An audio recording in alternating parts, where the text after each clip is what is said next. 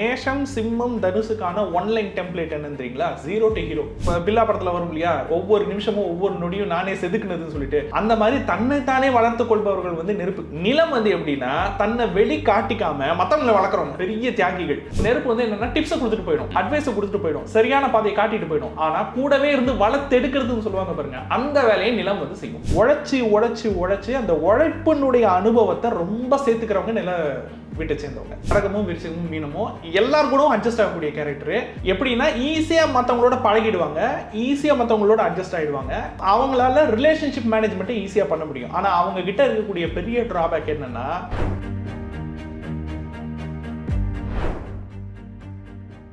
பக்தி கஃபே நேயர்களுக்கு வணக்கம். 12 ராசிக்காரர்களுக்கும் ஒவ்வொரு குணநலன்கள் இருக்கு. அந்த குணநலன்களில் என்ன மாதிரியான விஷயங்களை எல்லாம் மாற்றிக்கிட்டா அந்தந்த ராசிக்காரர்கள் வாழ்க்கையில் முன்னேறலாம் அப்படின்னு கேட்டு தெரிஞ்சுக்கிறதுக்காக டிஎன்ஏ அஸ்ட்ராலஜர் விஷால் அவர்களை இன்னைக்கு நிகழ்ச்சிக்கு இன்வைட் பண்ணியிருக்கோம்.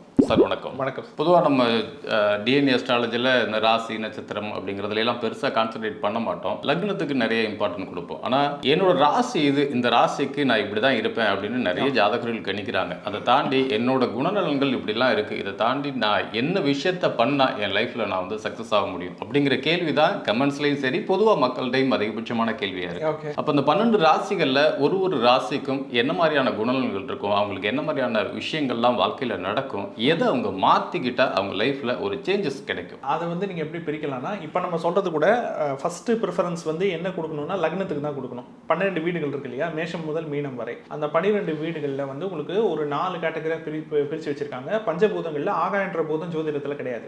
ஏன் ஆகாயன்ற பூதம் ஜோதிடத்துல கிடையாதுன்னா, ஆகாயத்தை வந்து ஒருத்தர் டச் பண்ணிட்டாங்கன்னா அவங்க சித்தர், அவங்க தான் முனிவர், அவங்க தான் ரிஷி ஞானி. ஓகேங்களா? ஸோ பிறவியை கடந்த ஸ்டேஜுக்கு அவங்க போயிடுறாங்க. ஸோ மிச்ச 4 பூதங்கள் இருக்கு இல்லைங்களா, அதுக்குள்ள தான் உங்களுக்கு பிறவி நடக்குது.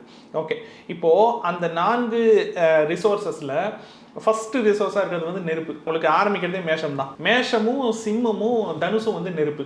ரிஷபம் கன்னி அப்புறம் மகரம் வந்து நிலம். அதே மாதிரி மிதுனமும் துலாமும் கும்பமும் காற்று. கடகம் மீனம் விருச்சிகம் வந்து நீர். ஆனால் இவங்க நாலு பேர் இருக்கு. அதாவது 4 பூதங்களுக்கு ஒவ்வொன்றுத்துக்கும் 3 ராசி இருக்கு இல்லையா, இவங்களோட கேரக்டரிஸ்டிக்ஸ்க்கும் ஒன்றுக்கு இன்னொன்றுக்கும் சம்மந்தமே இருக்காது. ஓகேங்களா? இப்போ திருமண பொருத்தம்லாம் பார்க்குறாங்கல்ல, எல்லாம் அதாவது திருமண பொருத்தத்தை விட்டுருங்க, ஒரு அப்பா பிள்ளைக்குமான ரிலேஷன்ஷிப் இருக்கு, அம்மா பிள்ளைக்குமான ரிலேஷன்ஷிப் இருக்கு. இப்போ அந்த ரிலேஷன்ஷிப்பை அண்டர்ஸ்டாண்ட் பண்றதுக்கு இந்த பேசிக் சைக்காலஜி முதல்ல தெரியணும். இந்த பேசிக் சைக்காலஜி தெரியலன்னு வச்சுக்கோங்களேன், முதல்ல ஒரு ரிலேஷன்ஷிப்பை அண்டர்ஸ்டாண்ட் பண்ண தெரியாது. அப்படி அந்த ரிலேஷன்ஷிப்பை அண்டர்ஸ்டாண்ட் பண்ண முடியலன்னா அவங்க கிட்ட எப்படி அப்ரோச் பண்ணுன்றது நமக்கு தெரியாம போயிடும். ஸோ ஃபர்ஸ்ட் நம்ம வந்து நெருப்புல இருந்து ஆரம்பிப்போம். நெருப்பு வந்து என்ன மாதிரியான ஆட்கள் அப்படின்னா, மேஷ லக்னம், சிம்ம லக்னம், தனுசு லக்னம், மேஷ ராசி, சிம்ம ராசி, தனுசு ராசியை பத்தி நான் பேசுறேன். அவங்க வந்து என்ன மாதிரி ஆட்கள் அப்படின்னா, அவங்களுக்கு லக்னம் வந்து மேசமாவோ இல்ல ராசி மேஷமா ரெண்டு இருந்தாலும் சரி. இப்போ இதுல வந்து இதை பாக்குறவங்களுக்கு டக்குன்னு அடுத்து ஒரு சந்தேகம் வரும். அதுக்கான லீடையும் நான் இப்பவே சொல்லிடுறேன், ஏன்னா அது அடுத்த ப்ரோக்ராம்ல கண்டினியூ ஆகணும். அது என்னன்னு பாத்தீங்கன்னா, ஒருத்தருக்கு ராசி ஒன்னா இருக்கும், லக்னம் ஒன்னா இருக்கும். ஸோ அப்போ அதனுடைய காம்பினேஷன்ஸ் வந்து கலவையா வேலை செய்யும். ஓகேங்களா? இப்போ நம்ம பேசுறது ஒரு நெருப்பை பத்தி மட்டும் பேசணும். ஓகேங்களா? இப்போ நெருப்புக்கான குணம் என்ன அப்படின்னா, டிஃபால்ட்டாக அது வந்து ஃப்ரிக்ஷன். ஓகேங்களா? ஃப்ரிக்ஷன் இருந்துகிட்டே இருக்கும். அதோட குணம் வந்து எரியுது. ஸோ இப்போ இவங்களுக்கான மேஷம் சிம்மம் தனுசுக்கான ஒன்லைன் டெம்ப்ளேட் என்னன்னு தெரியுங்களா? Zero to hero. அதுதான் அவங்களுக்கான ஒன்லைன் டெம்ப்ளேட். எப்படி ஜீரோ டு ஹீரோ அப்படின்னு வச்சுப்போம். இப்போ வந்து பெரிய பெரிய பிரபலங்களோ அல்லது வாழ்க்கையில் ஜெயிச்சவங்களோ ஒரு மைல் கல்லை கடந்துருப்பாங்க பாருங்க. அவங்க வந்து நீங்கள் அவங்களோட எல்லா பேட்டியிலையுமே அவங்க காமனாக சொல்கிற ஒரு வாக்கியத்தை நீங்கள் வந்து கவனிப்பீங்க. ஒரு பஸ் சீட்டை கூட இப்படி பின்னாடி என்னால் நவுத்த தெரியாது. ஒரு மஞ்சப்பையோட ஊர்லேருந்து நான் கிளம்பி வந்தேன். எனக்கு வீடுன்ற அந்த 4 செவுத்தை தாண்டி எனக்கு வேற ஒன்றுமே தெரியாது. நான் ஃபர்ஸ்ட் இங்கே வந்து இறங்கும் பொழுது எனக்கு கற்றுக் கொடுக்கறதுக்கும் ஆள் கிடையாது, எனக்கு கைட் பண்ணுறதுக்கே ஆளும் கிடையாது. முட்டி மோதி இன்னைக்கு வந்து நான் வந்து ஒரு 100 பேரை கைட் பண்றதுக்கு அளவுக்கு நான் வந்து எக்ஸ்பர்ட் ஆயிட்டேன்னு சொல்லுவாங்க பாருங்க. அந்த ஜீரோ டு ஹீரோ தான் நெருப்பு. எப்படி இருக்கும் அவங்களோட லைஃப்னுடைய டிரான்ஸ்ஃபர்மேஷன் அப்படின்னா, ஒரு 18-20 வயசு வரைக்கும், இல்ல ஒரு படிச்சு முடிக்கிற வயசு வரைக்கும், அதாவது அப்பா அம்மா அல்லது சொந்தக்காரங்க அல்லது பெரியவங்களுடைய கார்டியனுடைய நிழல்ல இருக்கிற வரைக்கும் அவங்க உலகமே வேற. ஒன்ஸ் இதுக்கப்புறம் தண்ணிக்குள்ள தள்ளி விட்டாச்சு, அதாவது நீச்சல் சொல்லி கொடுக்குறதுனா பக்கத்துலேயே இருந்து சொல்லி கொடுக்குறது வேற. இவங்களாம் எப்படின்னா தூக்கி டேரக்டாக கடலில் போட்டுருவாங்க. ஓகேங்களா? உயிர் வாழணுமா, நீ நீந்திக்கோ அப்படின்னு சொல்லிட்டு விட்டுருவாங்க, விடப்பட்டுருவாங்க. அப்படி வந்துருவாங்க இல்லையா, விட்டுட்டு அதுக்கப்புறம் அதுலயே எக்ஸ்பர்ட்டா மாறுறவங்க இந்த தானாவே கத்துக்கிறதுன்னு சொல்லுவாங்க இல்லையா, அடிபட்டு கத்துக்கிறதுன்னு சொல்லுவாங்க இல்லையா, அந்த மாதிரி கத்துட்டு நீங்க அவங்கள 20 வயசுக்கு முன்னாடி பாக்குறதுக்கும் ஒரு 10 வருஷம் கழிச்சு ஒரு 30 வயசுல நீங்க சந்திக்கும் பொழுது அவராய் விரும்பீங்க. அவ்வளவு ஒரு டிரான்ஸ்ஃபர்மேஷன் இருக்கும் அவங்களுக்குள்ள. ஆளும் அடையாளம் தெரியாது, பிசிக்கும் அடையாளம் தெரியாது. ரெண்டாவது எல்லாத்துக்கும் மேல அவங்களுடைய அந்த பர்சனாலிட்டின்னு ஒண்ணு இருக்குல்ல. ஏன்னா பர்சனாலிட்டின்றது ஆறாவோட சம்பந்தப்பட்டது. ஆறா வந்து எண்ண அலைகளோட சம்பந்தப்பட்டது. எண்ணம் வந்து எதோட தாட் ப்ராசஸ்ன்றது எதோட சம்பந்தப்பட்டதுன்னா நாலேஜ், இன்டெலிஜென்ஸ், எக்ஸ்பீரியன்ஸோட சம்பந்தப்பட்டது. அவங்க கடந்த அந்த எக்ஸ்பீரியன்ஸ் இருக்கு இல்லையா, அது இந்த உலகத்துல வேற யாருக்குமே கிடைக்காது. அவ்வளோ மோசமான எக்ஸ்பீரியன்ஸ் எல்லாம் அவங்க கடந்திருப்பாங்க. ஆனாலும் கூட கடந்து இன்னைக்கு ஒரு இடத்துக்கு வந்து பேட்டி கொடுக்குற அளவுக்கு இருக்கும் அவங்களுடைய அந்த கிராஃப். அந்த கிராஃப் எங்கேயோ இருக்கும். ஃபர்ஸ்ட் படியிலேருந்து 1000வது படியில் இருக்கும். இதுதான் வந்து நெருப்பு. ஓகேங்களா? ஆமாம், உண்மையாகவே நீங்கள் சொன்ன விஷயங்களை வச்சு கால்குலேட் பண்ணுறப்ப மற்றவங்களுக்கு எப்படி நடந்திருக்கோ தெரியல. ஆக்சுவலாக எனக்கு சிம்ம ராசி, சிம்ம லக்னம். ஓகே, நீங்கள் சொன்ன அனைத்து விஷயங்களையுமே நான் இப்படி ட்ராவல் பண்ணி வந்திருக்கேன். 0 to ஹீரோ அப்படிங்கிற அளவுக்கு போகலை அப்படின்னாலும் ஏதோ அடுத்த அளவுக்கு வந்திருக்கேன் அப்படிங்கிற மாதிரியான விஷயங்கள் நடந்திருக்கு. ஸோ சிம்ம ராசிங்கிறதுனால நீங்கள் சொன்னதோட எல்லாரும் பார்க்குறேன். இது வந்து வெறும் ராசி. இப்போ லக்னமே இருப்பாங்க இல்லையா, ஸோ இப்போ அவங்களுக்கு அதனுடைய வீரியம் இன்னும் ஜாஸ்தி. இப்போ நீங்கள் சொன்ன மாதிரி ஒரு ராசிக்கோ இல்லை லக்னத்துக்கோ அப்படின்னு இருக்கிறப்ப, இப்போ எனக்கு சிம்ம ராசி, சிம்ம லக்னம் அப்படிங்கிறப்ப இதோட வீரியம் இன்னும் அதிகமாக இருக்குமா, இல்லை நியூட்ரலாக இருக்குமா? Double triple. ஓகேங்களா? ஒருத்தருக்கு ராசி லக்னம் ஒன்னே மாதிரி இருக்குன்னா அது இன்னும் ஸ்ட்ராங். அடுத்து வந்து நிலத்துக்கு வருவோம். நிலம் வந்து என்னன்னா ரிஷபம், கன்னி, மகரம். இவங்களுக்கான ஒன்லைன் டெம்ப்ளேட் என்னன்னு பார்த்தீங்கன்னா நம்பர் 1 தியாகிகள். அவங்கெல்லாம் எப்படி நம்பர் 1 தியாகி அப்படின்றத பார்ப்போம். ஒரு கம்பெனி அல்லது ஒரு ஃபேமிலி, ஒரு ஆர்கனைசேஷன், இல்லை வந்து ஏதாச்சும் அது என்ஜிஓவாக இருக்கலாம், இல்லை ஒரு ஏதோ ஒரு நான் ப்ராஃபிட்டபிள் அமைப்பாக இருக்கலாம். ஏதோ ஒரு விஷயம் அதை ஆரம்பிக்கிற காலத்தில் ஒருத்தவங்க வந்திருப்பாங்க பார்த்தீங்களா, ஒருத்தவங்க வந்து ஒரு துறையில் சேர்ந்துருப்பாங்க பார்த்தீங்களா, சேர்ந்துட்டு அவங்க வந்து பேக் எண்டில் ஒர்க் பண்ணுறவங்க. இவங்கெல்லாம் இந்த நிலமெல்லாம் எப்படின்னா பேக் எண்டில் ஒர்க் பண்ணுறவங்க. பேக் எண்டில் இருந்துட்டு பேக் எண்ட் சப்போர்ட் கொடுத்துக்கிட்டே இருக்கிறவங்க. அந்த பேக் எண்ட் சப்போர்ட்டு எந்த அளவுக்கு அப்படின்னா செடியை நட்டு வளர்த்து இன்னைக்கு வந்து அவங்க வந்து அந்த செடியை பார்க்கும்போது வெறும் அவங்க கையில் ஒரு விதை மாதிரி தான் கொடுத்துருப்போம். ஓகேங்களா? அந்த விதை இன்னைக்கு வந்து ஒரு அவதார ட்ரீ சைஸ்க்கு அவங்க வளர்த்துருப்பாங்க. ஆனால் அவங்க தான் வளர்த்தாங்கிறது வெளியே தெரியவே தெரியாது. லைம் லைட்ல தெரியாத ஹீரோஸ்ன்னு சொல்லுவாங்க பாருங்க. நெருப்பு வந்து எப்படின்னா லைம் லைட்ல தெரியுற ஹீரோஸ். ஓகேங்களா? அவங்க தன்னைத்தானே செதுக்கிக்கிறவங்க. அஜித் டைலாக் மாதிரி அவங்கெல்லாம். அஜித் ஒரு பில்லா படத்துல வரும் இல்லையா, ஒவ்வொரு நிமிஷமும் ஒவ்வொரு நொடியும் நானே செதுக்குனதுன்னு சொல்லிட்டு, அந்த மாதிரி தன்னைத்தானே வளர்த்து கொள்பவர்கள் வந்து நெருப்பு. ஓகேங்களா? நிலம் வந்து எப்படின்னா தன்னை வெளி காட்டிக்காம மற்றவங்களை வளர்க்குறவங்க. ஸோ பெரிய தியாகிகள். ஆனால் அவ்வளோ வருஷம் ஒரு உழைப்பை வந்து ஒரு நிறுவனத்துக்கு கொடுத்துருப்பாங்க. அவ்வளோ வருஷம் போராட்டம் இருக்கும். ஆனாலும் கூட பார்த்தீங்கன்னா அவங்களோட சம்பளம் வெறும் 20,000 தான் இருக்கும். அவங்களோட சம்பளம் வெறும் 30,000 தான் இருக்கும். இந்த கொஞ்சம் கொஞ்சமாக அந்த ஒரு ஆஃபீஸ் பாய்க்கு கிடைக்கக்கூடிய ஒரு இன்க்ரிமெண்ட் இருக்கு பாருங்க, அந்த லெவலில் தான் அவங்க இருப்பாங்களே ஒழிய அவங்க எந்த ஒரு ஆர்கனைசேஷனுக்குள்ள நுழையிறாங்க, இல்லை ஒரு குடும்பத்துக்குள்ள நுழையிறாங்கன்னா அந்த குடும்பத்தினுடைய வளர்ச்சி இந்த நெருப்பினுடைய வளர்ச்சியை விட 100 பங்கு இருக்கும். ஆனால் அந்த அளவுக்கு வளர்த்து விட்டோன்ற கர்வமும் அவங்களுக்குள்ள இருக்காது, அந்த பெருமையும் இருக்காது. அவங்க அதை சொல்லி காட்டவும் மாட்டாங்க, அதை எதிர்பார்க்கவும் மாட்டாங்க. ஸோ இப்போ இதை வந்து நீங்கள் அட்வான்டேஜாக பார்க்கலாம். சரி, இவங்க வந்து ரொம்ப பொலைட்டாக இருக்காங்க, ரொம்ப ஹம்பிளாக இருக்காங்க, டவுன் டு எர்த் பர்சனாக இருக்கிறாங்க அப்படின்ட்டு. ஆனால் இதை வச்சு ஏமாற்றப்படுவாங்கல்ல. ஸோ அந்த ஏமாற்றப்படுவது அப்படின்ட்டு இருக்கு இல்லையா, இவங்களுடைய உழைப்பை வந்து மற்றவங்க சுரண்டுவாங்க. அதை சுரண்டுறதுக்கு இவங்க தெரிஞ்சும் அனுமதிப்பாங்க. அந்த அனுமதிக்கிற வேலையை இவங்க செய்யக்கூடாது. ஓகேங்களா? என்னதான் டவுன் டு எர்த் பர்சனாக இருந்தாலும் ஒரு லிமிட்னு ஒன்று இருக்குது. எல்லாத்துக்கும் ஒரு லிமிட்னு ஒன்று இருக்குது. தனக்கான மரியாதை, தனக்கான அங்கீகாரம், தனக்கான ஒரு பே கிரேடுன்னு இருக்கு இல்லையா, அதை வந்து அவங்க கேட்டு தான் ஆகணும். இவங்க என்ன பண்ணுவாங்க, இவங்க வாய் தந்தே கேட்க மாட்டாங்க. அதுவும் மகர ராசி கேட்கவே மாட்டாங்க. ஓகேங்களா? எவ்வளோ அடித்தாலும் தாங்குவாருன்னு சொல்லுவாங்க பாருங்க. நிலம் மாதிரி என்ன மிதிச்சாலும் என்ன குத்துனாலும் எவ்வளோ சுரண்டுனாலும் நிலம் தாங்குற மாதிரி இவங்க தாங்கிட்டே இருப்பாங்க. சுமை தாங்கிகள் இவங்கெல்லாம், உண்மையான சுமை தாங்கிகள் இவங்கெல்லாம். இந்த மாதிரியான ஒரு சுரண்டலை நீங்கள் நெருப்புக்கிட்ட பண்ண முடியாது. ஏன் நெருப்புக்கிட்ட பண்ண முடியாதுன்னா, நெருப்பினுடைய ஆட்டிடியூட் வந்து என்னன்னா, நான் எரிஞ்சுக்கிட்டே இருக்கிறேன். ஓகேங்களா? ஒன்றை தூக்கி வர்றதுக்கெல்லாம் எனக்கு நேரம் கிடையாது. என்னுடைய இயல்பு வந்து என்ன, வெளிச்சத்தை கொடுக்குறதா என்னுடைய இயல்பு. நான் எரிஞ்சு அப்படியே போயிட்டே இருக்கிறேன், என்னோட பாதையில் போயிட்டே இருக்கிறேன், வெளிச்சத்தை ஸ்ப்ரெட் பண்ணிக்கிட்டே இருக்கிறேன். எது உண்மை, எது பொய், எது கரெக்டான பாதை, எது தப்பான பாதைன்னு அந்த வெளிச்சத்தின் மூலியமா உனக்கு நான் கைட் பண்ணுவேன், உனக்கு நான் பாதையை காட்டுவேன்.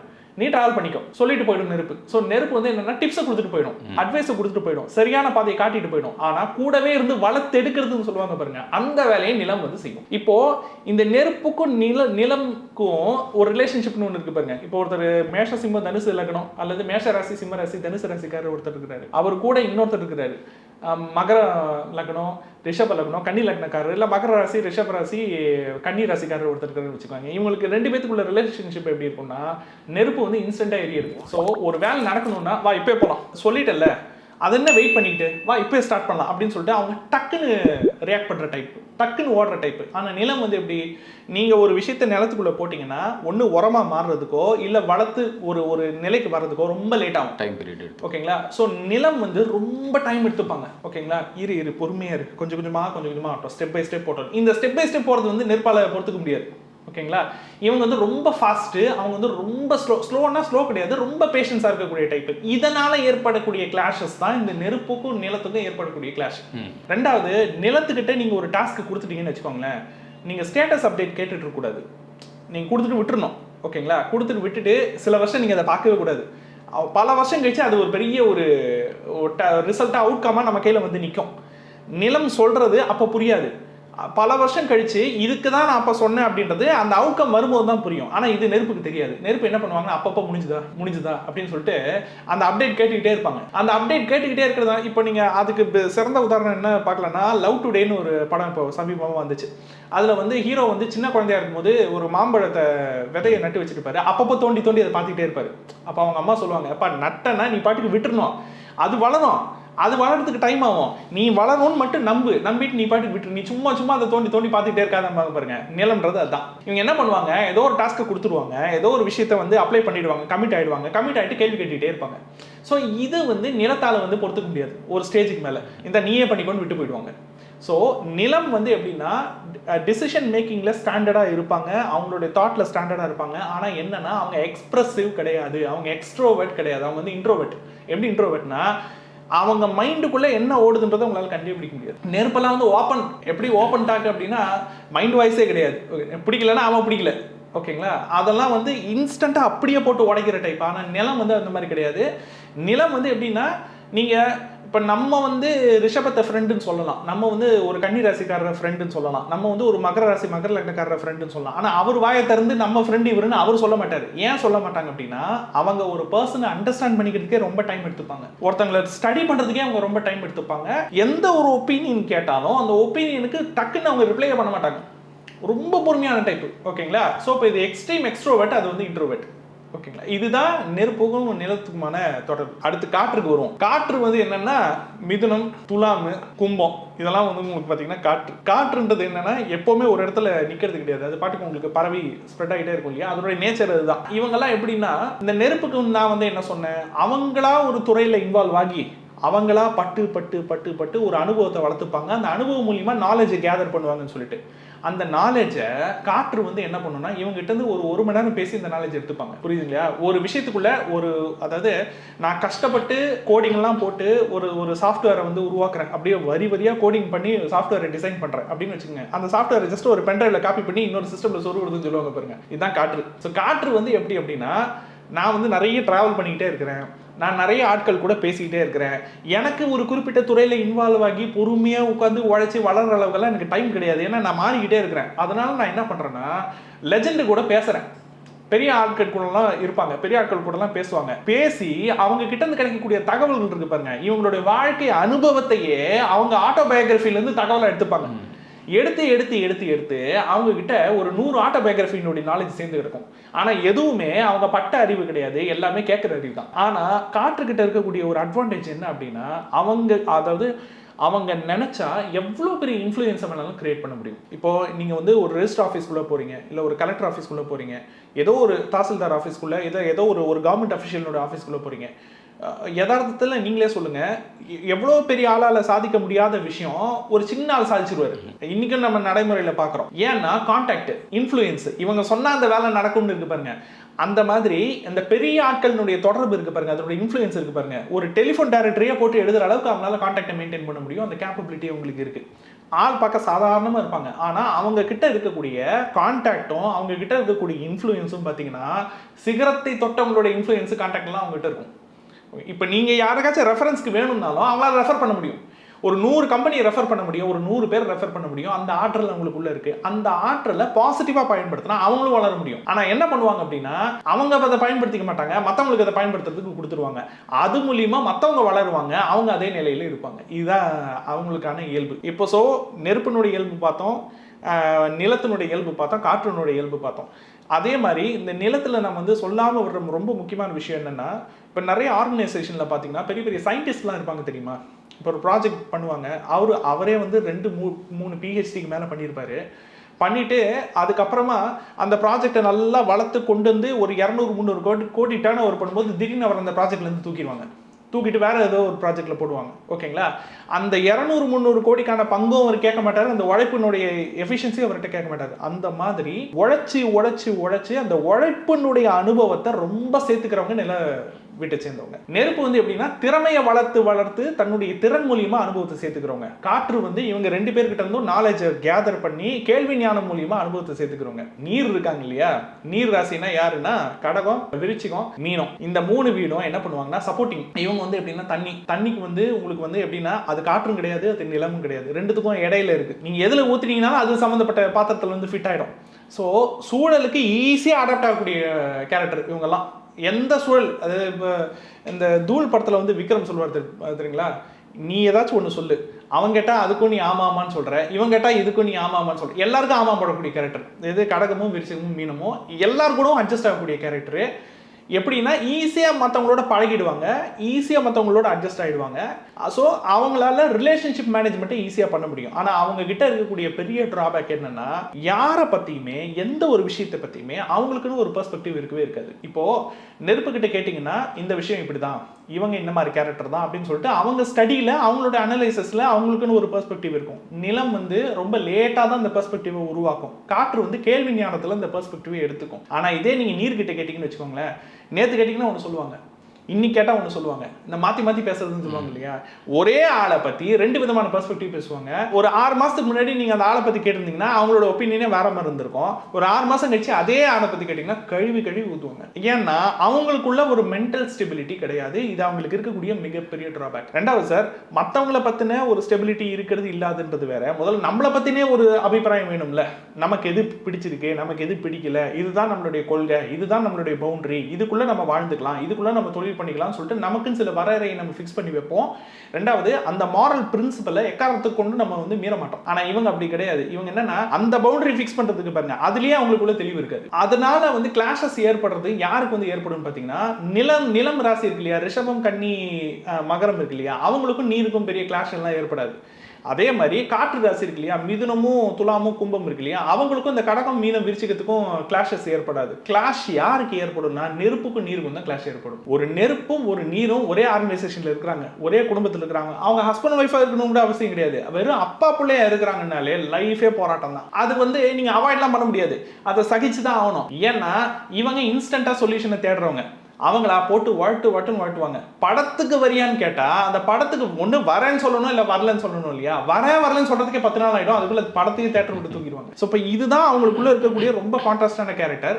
இதுல வந்து என்னன்னு பாத்தீங்கன்னா, இந்த நெருப்பு கிட்ட இருக்கக்கூடிய இன்னொரு, அதை நம்ம என்ன சொல்றது, பாசிட்டிவ்னு சொல்ல முடியாது, நெகட்டிவ்னு சொல்ல முடியாது. அவங்க கிட்ட இருக்கக்கூடிய இன்னொரு ஒரு ஸ்பெஷலான ஒரு குவாலிட்டி என்னன்னா, சம்பந்தமில்லாத ஆட்களுக்கு ஏதோ ஒரு பிரச்சனைன்னு வச்சுக்கோங்களேன், யாராலுமே இறங்க முடியாது அப்படின்ற டைம்ல இவங்க இறங்கிடுவாங்க, யோசிக்கலாம் மாட்டாங்க.